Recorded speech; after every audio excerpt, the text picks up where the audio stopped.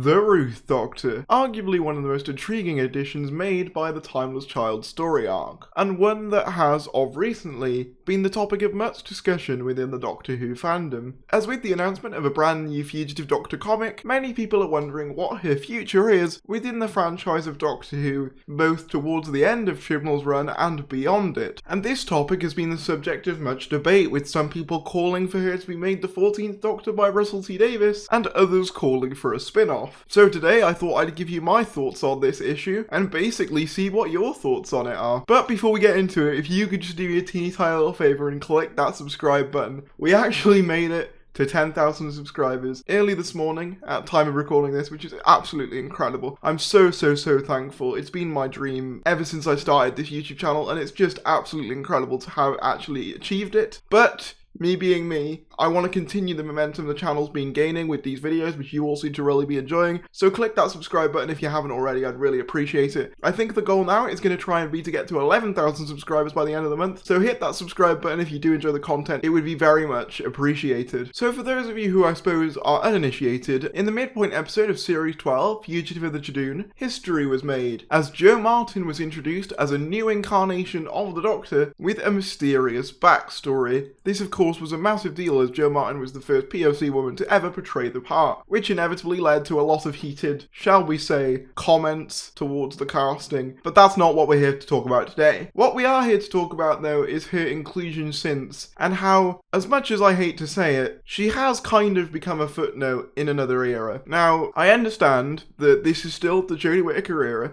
and I'm also not going to speak on the behalf of people who Jo Martin's Doctor represents, but what I am going to say is that casting your first POC woman in a lead part, and then just having her play side fiddle to another character, and only sort of showing up to give the main character advice, is a little bit dodgy, shall we say. Now do bear in mind that at the time I'm recording this, the Centenary special hasn't come out yet, and a lot of people are speculating that she's likely to make an appearance in that, which she probably will. But I think it's safe to assume at this point that it's probably not going to be enough, considering how big of a casting this was, and how many mysteries there are surrounding this incarnation alone, with her collective screen time barely even totaling like half an hour. And so of course, many people have been speculating as to how we remedy this, and obviously one official means that they are planning to remedy this is a Doctor Who comic with the Ruth Doctor, which is certainly a start, although it could be argued it's not enough for a Doctor that is so important to so many people. And I have a complex opinion about this, because on the one hand, I really love Jo Martin's Doctor. I think that whilst the dialogue she's given to read is nothing special, Jo Martin's performance absolutely elevates the material she's given, and the whole vibe and the design philosophy of this Doctor is one that I get on board with far more than the direction they took 13 in personally. Additionally, I don't know whether this is a hot take or not, but Jo Martin, to me, plays the Doctor better than Jodie does. I know that's a hot take, but I think just the fact that she felt so instantly like the Doctor to me in such a short span of time kind of did show Jodie up a little bit. So for all of those reasons, I would love for there to be more Ruth Doctor content in the world. But I've seen a lot of people saying that RTD needs to cast her as 14, or she has to be 14. And personally, I don't really think it's his responsibility to do that. Personally, for me, it's Chris Chibnall's responsibility to do something with this incarnation. And if he doesn't do a substantial amount,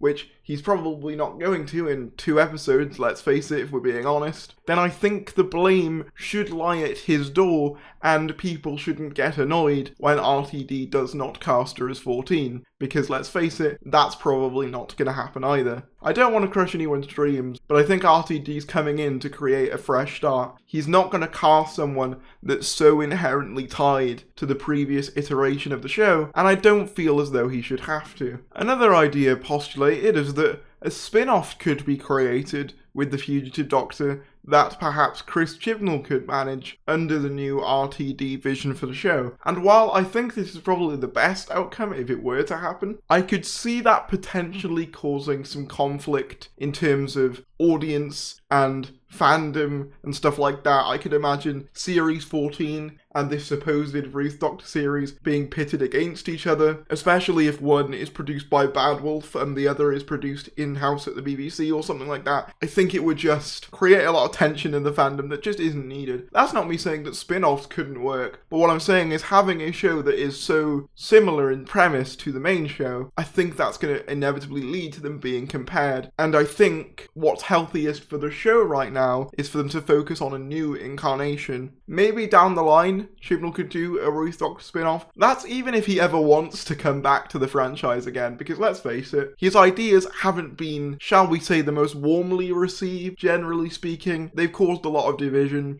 so I really would be surprised if Chibnall just didn't want to come back. So yeah, it's really a bit of a predicament, because on the one hand, I don't feel like people should be campaigning for RTD to cast someone who he didn't even cast, and wasn't even a Doctor he created, and I do blame Chibnall for making this massive casting and then doing nothing with it, and I think that should be highlighted more. But at the same time, I really want to see more Joe Martin as the Doctor, and I don't know whether comics and maybe some eventual big finish down the line is going to cut it. It does send a message that she's not a proper Doctor, and I really don't think that's a good message to send for the first POC Doctor. So I really don't know the solution to this. I don't know whether a spin-off is viable. Maybe the Centenary will do enough to wrap up her story in a satisfying way, although given how much we already know it has to focus on, I doubt it. And an argument I've seen is people saying, oh well, the War Doctor only had one episode and you were all happy with that. The difference there is that he had a complete story. You watch Night of the Doctor and Day of the Doctor, it's one complete story. You know, you see the birth of him, and then you see him coming to terms with his life and regenerating, being at peace with who he is and what he did to actually save Gallifrey in the end. Whereas with Jo Martin's Doctor, she's kind of just been there, so there's a lot more room to explore